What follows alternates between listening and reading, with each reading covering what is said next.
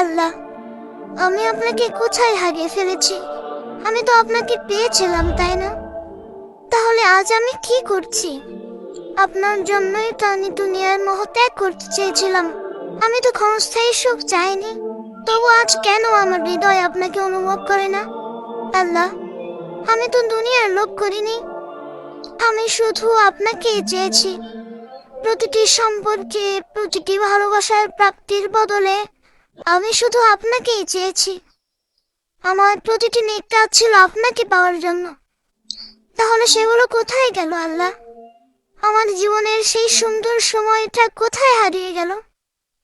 যখন আমার হৃদয় আপনাকে অনুভব করত, যখন ঘুম ভেঙে শুধু আপনার জন্য নামাজে দাঁড়াতাম। আর আজ জেগে থেকেও আপনাকে স্মরণ করি না। এটা আমার কি হয়ে গেল? আমি কিভাবে আপনার ভালোবাসা ভুলে গেছি? আমি কিভাবে এত দূরে সরে গেছি? আমার হৃদয় যেন পাথর হয়ে গেছে, যে এখন আপনাকে অনুভব করতেও কষ্ট হয়।